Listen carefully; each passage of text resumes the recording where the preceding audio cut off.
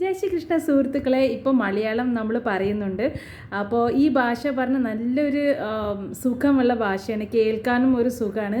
പക്ഷെ ഞാൻ ഇപ്പോൾ കാണേണ്ടക്ക് പണ്ടത്തെ മറ്റേ കുറേ പണ്ടത്തെയല്ല ഞാൻ പറയാച്ചാൽ ഇപ്പോഴത്തെ ഓരോ സോങ്സ് ഉണ്ട്, മലയാളം സോങ്സ്, അത് കേൾക്കാൻ തന്നെ തോന്നില്ല.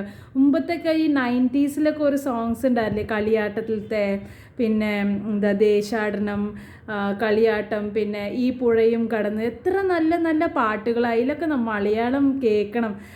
മലയാളത്തിൻ്റെ ഒരു എന്താ പറയുക, ഒരു ഭംഗി, മലയാളം കേൾക്കാൻ തന്നെ ഒരു സുഖം തോന്നി. ഇപ്പോഴത്തെ പാട്ടുകൾ എന്ത് പാട്ടുകളാണ്. പിന്നെ അതിൽ എന്താ പറയുക, അതിൽ കാണിക്കലും ഒരു ജാതിയായിരിക്കണം. ഒരു നമ്മളുടെ ഒരു മാനം സമ്മാനമൊക്കെ ഉണ്ടായിരുന്ന ഒരു മലയാളത്വം പറയില്ലേ, ആ മലയാളത്തിൽ ഇപ്പോൾ കുറച്ച് മാഞ്ഞ മാതിരിയുണ്ട്.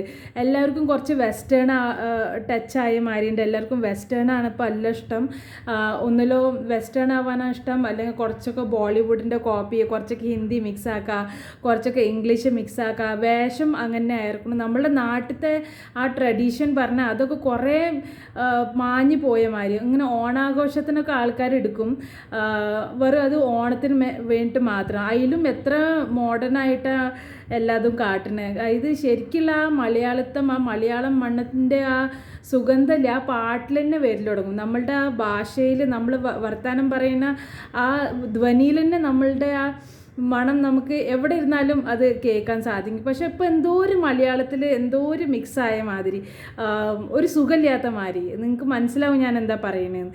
അപ്പോൾ ആ മലയാളം ശരിക്കും കൊണ്ടുവരണം. അതായത് എത്ര നല്ല മ്യൂസീഷ്യൻസ് അവിടുത്തെ കുട്ടികളും എത്ര നന്നായിട്ടാണ് പാടുക. ഇത് നല്ല അവരുടെ മധുരമായ പറയില്ലേ, അവരുടെ വോയിസ് എത്ര നല്ലതാണ്. അത് എനിക്ക് കേൾക്കാനല്ല ഇഷ്ടമാണ്. പണ്ടത്തെ ആ മലയാളത്തിലത്തെ ആ കളിയാട്ടത്തിലത്തെ സോങ്, ആ കഴിഞ്ഞിട്ട് ദേശാടനം കുറച്ചൊക്കെ സാഡാണ്, പക്ഷെ നല്ലൊരു സുഖം കേൾക്കാൻ ഇല്ലേ. അപ്പോൾ ആ മലയാളത്വം നമുക്ക് തിരിച്ചു കൊണ്ടുവരണം. ജയ് ശ്രീ കൃഷ്ണ.